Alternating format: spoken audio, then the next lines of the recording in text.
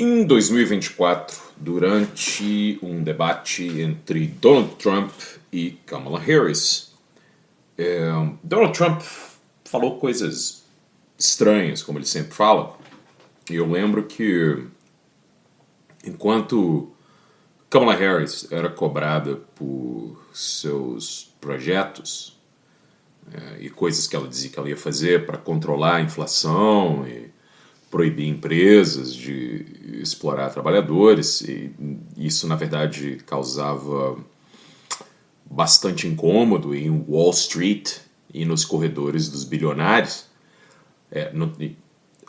Donald Trump falava loucuras sobre imigrantes que supostamente comem cachorros e gatos em Ohio. Mentiras, claro.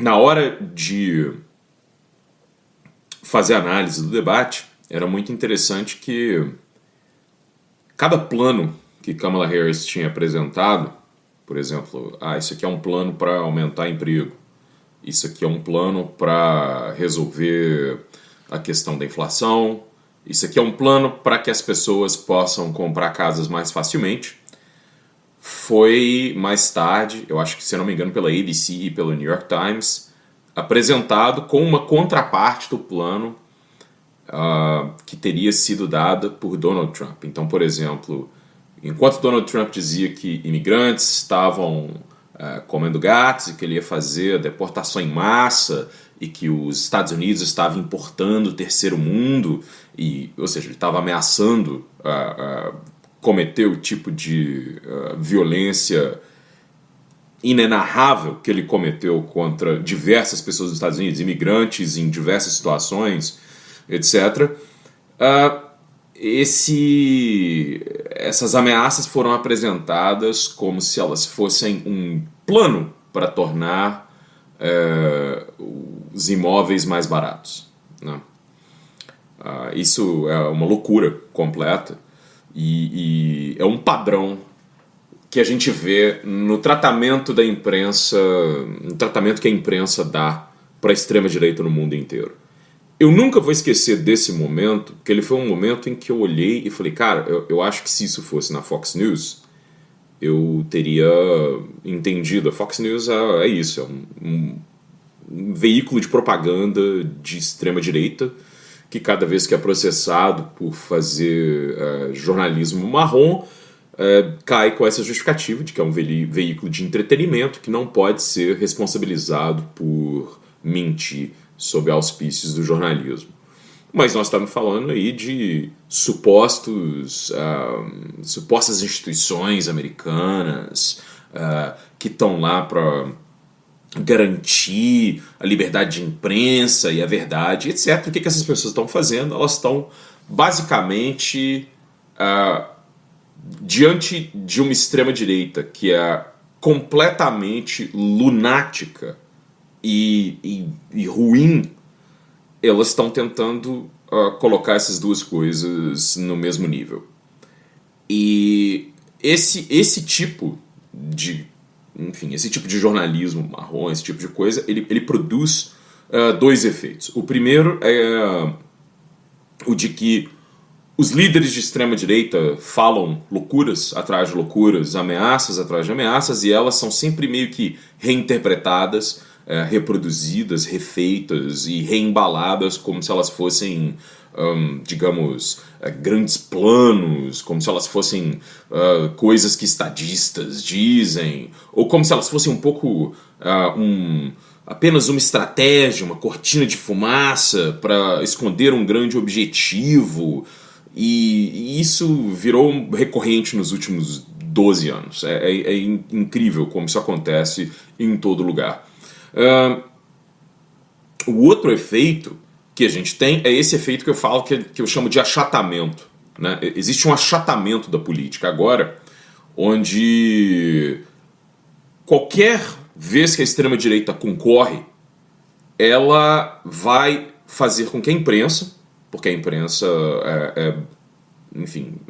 grande imprensa, em geral, ela é lacaia de certos interesses do capital, e os caras vão produzir um achatamento da discussão, porque tudo vai ser nivelado por baixo. Se Flávio Bolsonaro é um miliciano, é porque em algum lugar, alguma coisa Lula fez no passado que deve ser igual a isso. Esse é um exemplo claro. O que a gente olha na imprensa brasileira hoje é absurdo. Flávio Bolsonaro, um corrupto, obviamente declarado, um cara que tem um monte de bens completamente fora dos seus ganhos como senador, é considerado uma espécie de moderado, é considerado uma pessoa não sei o quê, e Lula, que é um estadista aí com 40x anos de carreira, não é presidente sei lá quantas vezes, tem que ser nivelado por baixo. E você vai fazendo isso o tempo inteiro. Isso a gente está olhando agora acontecer durante a guerra Estados Unidos e Israel contra o Irã. E aí é um momento onde eu acho que essa coisa me traz, como é que eu digo, as piores impressões possíveis, e me lembra do tipo de cobertura que era dada para nazistas e fascistas nos grandes jornais na década de 30. Donald Trump, nessa semana que agora acaba, fez um discurso, né, um dos seus posts malucos na sua rede social, Truth, sei lá o que, porra, que é o nome dessa merda, e disse que ele ia destruir uma civilização, que ele ia acabar com uma civilização e que essa civilização nunca mais ia se reerguer. Quem está fazendo essa ameaça não é Trump, o bilionário pedófilo que basicamente nunca fez porra nenhuma na vida, herdou metade do que ele tinha do pai, ganhou dinheiro com 2 negócios com a cidade de Nova York e foi depois celebridade de tabloides e estrela de reality show. Quem está fazendo essa ameaça é Trump, presidente dos Estados Unidos, líder da direita mundial, o cara que está lá tido como exemplo e que pode botar a mão no botão de uma arma nuclear na hora que ele quiser. O que me chama a atenção nisso é que, nesse momento, aí a imprensa fez algum tipo de olha só, talvez, né, muito ruim, não é muito legal um presidente falar assim, que pena, hein? E o que a gente tem olhado na questão da cobertura da guerra é bem interessante porque, assim, existe um padrão, esse mesmo padrão que a extrema-direita faz, ele vai ser repetido pelos Estados Unidos e por Israel, e a maneira como isso vai ser coberto vai causar o mesmo tipo de efeito. Então, enquanto Trump fala essas coisas, você tem Pete Hegseth, que é uma espécie de playboy alcoólatra acusado de estupro e outras loucuras. O tipo nunca fez porra nenhuma na vida, um inútil. Um cara que foi da guarda costeira, nunca lutou, virou host de TV e defensor de criminosos de guerra e virou o chefe do departamento da guerra, né? Não é mais departamento de defesa, departamento da guerra, com sua tatuagem de cruzadinho, sua tatuagem escrito Deus Vult, aí fica andando sem camisa, fazendo exercícios na praia. Esse cara vai dizer que Deus está abençoando todos os mísseis que os Estados Unidos manda contra o Irã, né? Especialmente aqueles que matam garotas, de crianças, né, cara, idade escolar, assim, basicamente isso. Ou seja, nesse contexto, ainda é importante colocar, Hegseth é um cara que, por mais que ele use essa simbologia cruzada, não é católico, ele é protestante, e o guru intelectual dele no protestantismo é um pastor chamado Doug Wilson, que é um cara que, entre outras coisas, acha que mulheres não deveriam votar, a escravidão deveria voltar a ser legal e pessoas de cor não deveriam ser tratadas como iguais a pessoas brancas. Procure aí. Ele não é muito discreto no que ele fala. Esse cara, né, que é o secretário da guerra, Donald Trump com suas loucuras, esse pastor maluco no fundo, nada disso é tratado como se a gente corresse um risco muito sério de pensar o conflito Israel entre Estados Unidos e Israel contra o Irã como uma espécie de vetor dessa cínica ideologia cruzada, né? Ao mesmo tempo, né, se você vai lá para Israel e você vai prestar atenção no que fala, é o que eu fico dizendo o tempo todo. Quando Netanyahu faz um discurso em inglês, o discurso já é meio assim, tantando a cabeça e cheio de ameaça. Quando ele faz um discurso em hebraico, basicamente isso aí, vamos lá e vamos matar todo mundo, crianças, não sei o que, parará. Usa aquelas partes do Antigo Testamento e fala loucuras, né? Esse tipo de coisa aparece no fundo. Você vai saber disso lendo canais de notícias independentes, pegando gente que trabalha com jornalismo investigativo e teve que largar os grandes veículos, porque eles basicamente não estão mais interessados em nenhuma forma em fazer jornalismo que cubra ou responsabilize a extrema-direita pelo que ela faz. E ao mesmo tempo, quando se olha o Irã, o que está falando o tempo inteiro é que os iranianos são fanáticos, que os iranianos são malucos, que os iranianos são irracionais, né?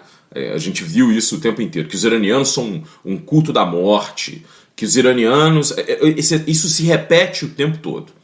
E é interessantíssimo observar dentro desse tipo de discussão e dessa maneira como a mídia constrói essa espécie de tentativa de construir um consenso, né, para justificar a guerra contra o Irã.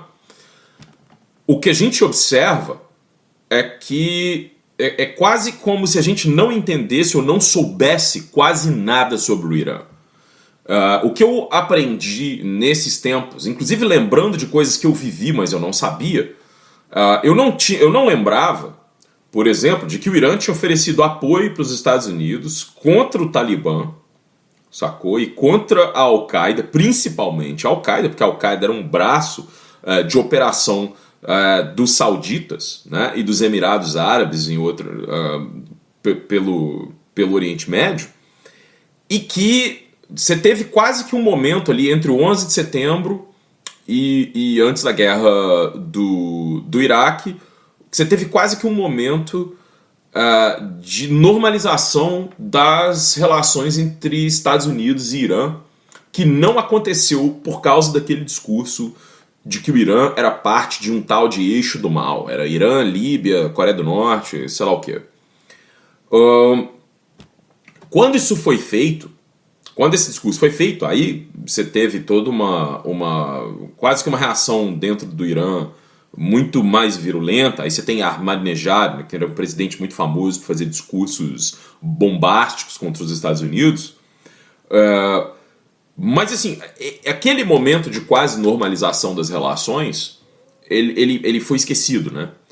Ou, por exemplo, a única coisa, vamos dizer assim, a única coisa correta que Obama fez, por exemplo, o acordo para que o Irã não tivesse armas nucleares e o cessar de hostilidades, você abrir para inspeções da ONU, você devolver dinheiro que os Estados Unidos havia apreendido, que pertencia aos iranianos, tudo isso foi tratado como se fosse uma bênção para terroristas, que o Irã é um Estado que apoia terroristas, é o Estado que não sei o que, o sponsor, como eles falam, o patrocinador do terrorismo. Quando, o que é a coisa mais maluca, né? Quase toda a experiência de combate que os atuais oficiais iranianos têm hoje em dia foi contra o Estado Islâmico no Iraque e na Síria, né? Talvez o maior símbolo do terrorismo. Não estamos nem discutindo aqui se estados podem cometer terrorismo ou não. Aparentemente eles podem quando eles são o Irã, mas eles não podem quando eles são Israel e os Estados Unidos. Essa é outra discussão ridícula.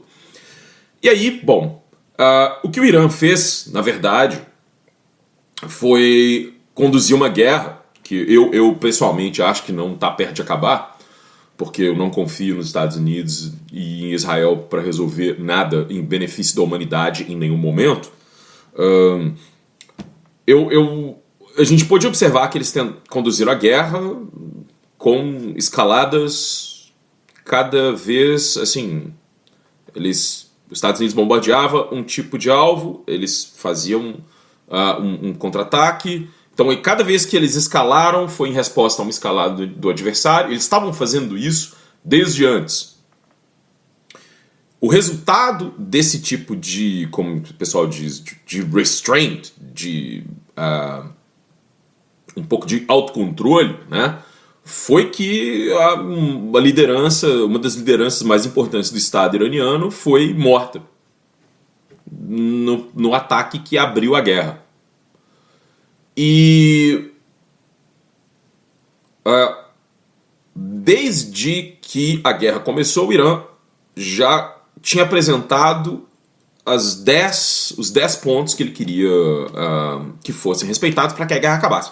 No primeiro dia, quando o negócio abriu.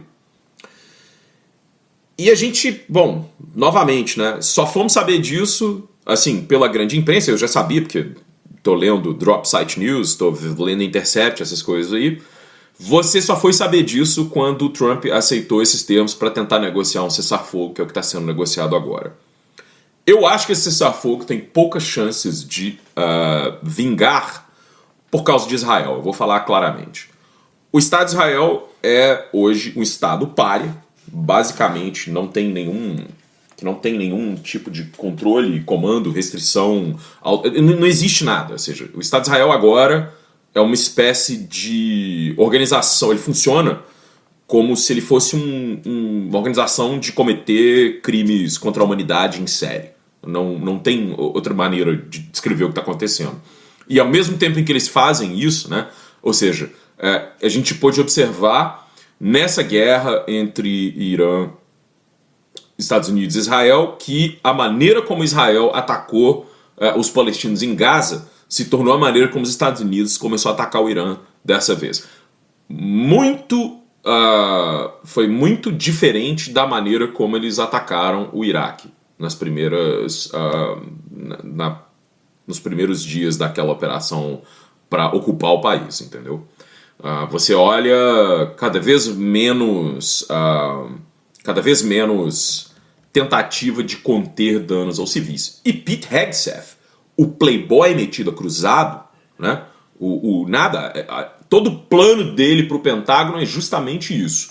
É a ideia de que os Estados Unidos não está vencendo guerras o suficiente porque não comete crimes de guerra em série.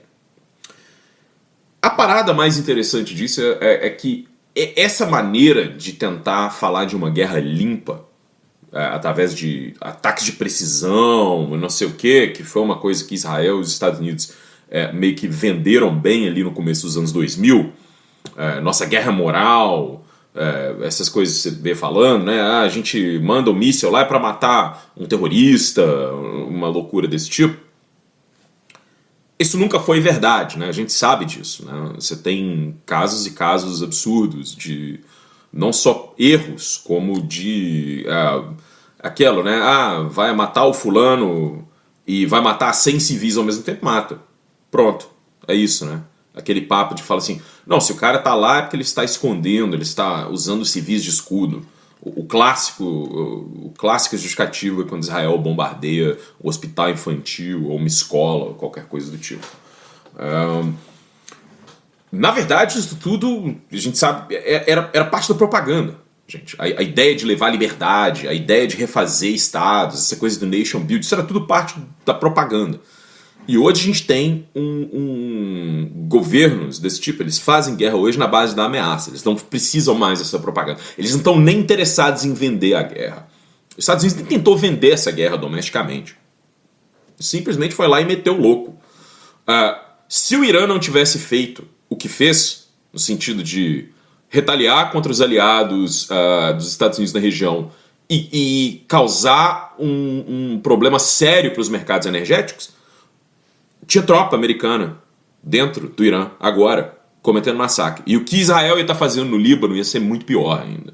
É absurdo pensar que hoje, tudo aquilo que a gente aprendeu, esses aqui são os extremistas, esses aqui são os absurdos, o Irã não pode, o Irã faz não sei o quê. A gente olha para o mundo hoje em dia e parece que era tudo uma acusação que vai ser feita como confissão. É assustador pensar isso. Os europeus são imbecis completos. Eles acham... Não sei o que eles pensam, cara. O que eles acham que eles vão fazer diante de uma situação dessa? E é basicamente isso. Você não tem nenhum tipo... Nem de tentativa de mostrar que as pessoas estão sendo afeitas à restrição. Quem são os adultos na sala hoje em dia? É maluco falar Irã, é China, é Paquistão, do tipo...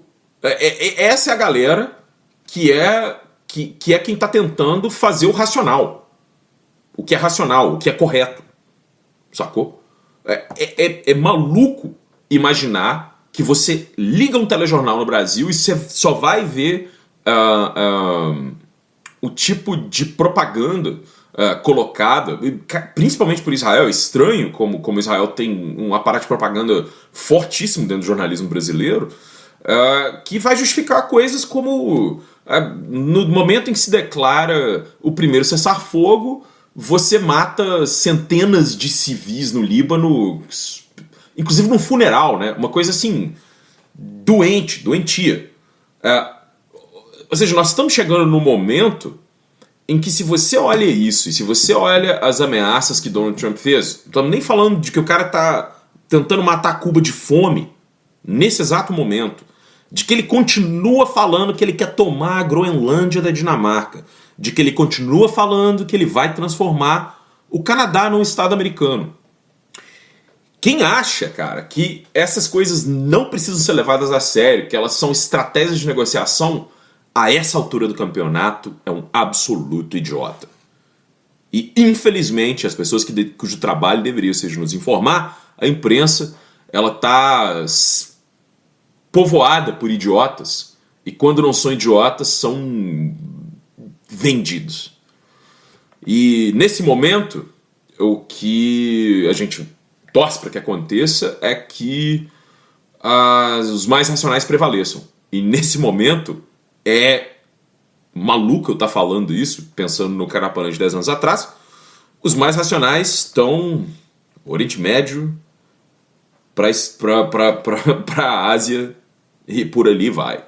Não tem nada, não sobrou nada nesse Ocidente, nesse dito Ocidente, que se arrogou a ser uma espécie de luminar do século XX, e não sobrou nada, não tem nada. Só sobrou aquela carcaça imperialista, e assim, imperialista naquele sentido de quem foi para a África cortar a mão de nativo que não cumpria cota de extração de borracha.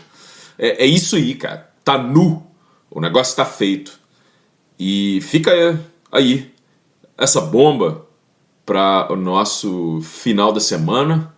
E até a semana que vem. Eu quero estar gravando uma coluna com notícias boas daqui a 3 semanas. Só não sei se isso vai acontecer. Então, um abração. E vamos tomar aquela glacial gelada e fumar aquele Marlboro, enquanto o Rei Louco e o seu lacaio não conseguem cumprir suas ameaças. Um abraço.